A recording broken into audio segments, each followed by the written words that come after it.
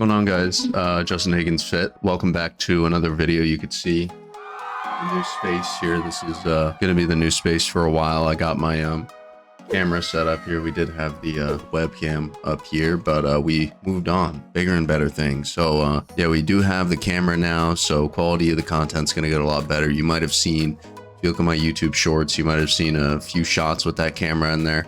I'm going to be getting up some photos this week, so be sure to look out for those. And I'm really looking forward to getting up content that reflects the type of work I want to do. So today I just wanted to hop on here and talk about some of the biggest contributors to results that you could see in the gym. And if you're just getting in the gym, how you can get those results using these 5 things that I'm going to list out so that you have an idea of what you need to do in general to really get fit in the gym. Now, these aren't things that maybe you could do in the gym, but they are contributors that'll help you create a schedule, get habits down, find the right balance in your work and life, and really become accountable so that you can be able to get the results that you desire within a certain set of time. Now, number 5 here, I'm going to list these in order from least to most important. Just my personal opinion, just as I would see them if I were starting out. These would be the most important things for me if I had to start over from scratch. So number 5 is diet. And you just want to make sure that your body is able to keep up with your change in lifestyle. So whether that be keeping consistent numbers so that your body can adapt to the changes that it's undergoing over time. You don't want to be over the top immediately and change your whole diet so that it can reflect the schedule you have or the workouts you're doing or something you saw on YouTube. You want to be able to slowly progress towards the diet that you want. Changing everything at once is going to make your body react negatively because you're going to go through withdrawals, especially if you had a bad diet. Let's say you had a ton of sugar, you're going to go through a lot of withdrawals taking that much sugar out of your diet. So you're going to want to gradually take that sort of stuff out of your diet so that when your body reacts, it's subtle and you might get cravings or urges, but that'll be the worst it'll be. You won't feel that deprivation from sugar that you normally would feel if you just cut it all out from your diet right away. So that's really important to me, is to be able to gradually move your diet in the direction you want and not just cut everything out immediately. That'll have negative side effects. It'll make you not want to work out, take your energy away. You're going to want to find the right balance, which is what I talked about earlier. So that's really helpful. And, getting yourself to the right point is making sure that you're balanced in your diet. Number 4 is research. You're going to want to research, dive into what you want to accomplish. You want to make sure that you know the most about what you want to achieve. You can't have someone else telling you what to do and you're not knowledgeable on what you're achieving. This way, when you're done, let's say you have a personal trainer. This way, after you have your personal trainer, you're able to continue to achieve goals by yourself instead of having the personal trainer monitoring goals for you, having all the knowledge stored up for you.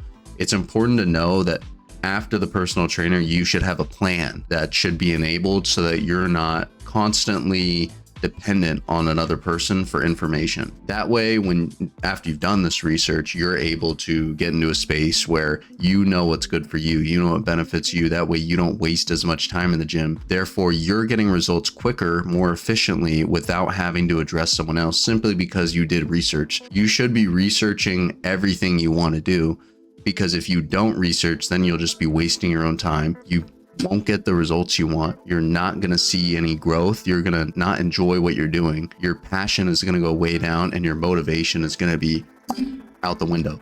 So it's really important that you research and understand what you're doing even before you go through the process. You want to make sure that you're up to the task. Even if you're not, you want to make sure that you're setting goals that are achievable for you so that when you're achieving them, you're keeping a sense of motivation about achieving something. You don't want to set a goal that's way too far down the road and it takes a year for you to do it, and halfway through you're just deprived of any motivation, or you don't even want to get up in the morning to go to the gym because you feel like you're not accomplishing anything. That's really the biggest thing of research, is what is achievable, what is not, how do I achieve this thing, what's the time frame for me to achieve this, and who do I need to help me achieve this? That's the biggest thing, is when you're in the gym and you're getting things done and there are people surrounding you helping you and you know what you need to do. That's the biggest motivator ever. Number 3 is accountability. You gotta stay accountable. You gotta stay accountable. The more you give into urges, the more likely you are to lose motivation. The more desserts you have, the more likely you're gonna, it's not that bad, you know? I could have a little bit of sugar. I'm good. The more likely you are to give into urges, the more likely you are to lose motivation, and that can really make you give up in the end. All those little motivations to dwindling down to almost nothing will make you give up. So it's really important to keep yourself accountable, because like I said, at the end of the day, you're going to be the only one keeping yourself accountable. You might have a personal trainer, but at the end of the day, that personal trainer probably has multiple clients, and if you fall off the radar, you're just another client that they lost. So it's really important for you to be motivated by yourself. You should really find the motivation within you to improve. Number 2 is tracking progress and goals. So the biggest thing when tracking progress and goals, like I said, is to keep them small. That's what she said. Seeing progress and tracking goals, even small ones, can go a long way when you're working towards something as big as yourself. You are the biggest thing you have in life. Nothing else will be as big as you. Your family relies on you. You rely on you most of all. So your health is just as big as yourself, your family, all these things, they directly correlate and affect everything in your life. So having a goal as big as getting yourself in shape or getting yourself healthy or trying to look the best that you can to make yourself feel confident can do worlds of difference for your confidence, for your health, for everyone around you. And people notice. They will tell you that, oh, you look different. Oh, you feel different. You look more confident. So being able to track your progress and goals can also help you understand that your confidence should be increasing.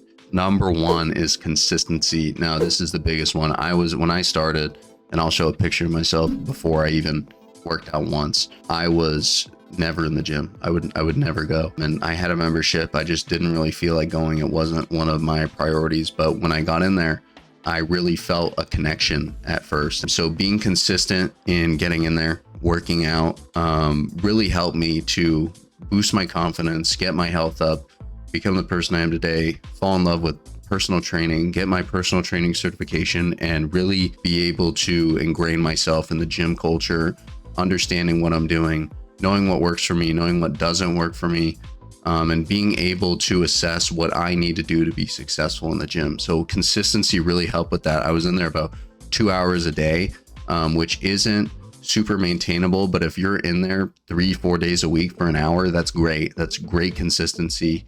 Doing it for 4 days a week can really help you, give you a boost. Follow me on Instagram. Follow me on YouTube as well. I will post more content like this, looking to post more long form content, especially with the new camera. So I'm really looking forward to this. I do enjoy what I do a lot. So if you'd give me a follow, I'd really appreciate it. And peace out. Let's get ripped.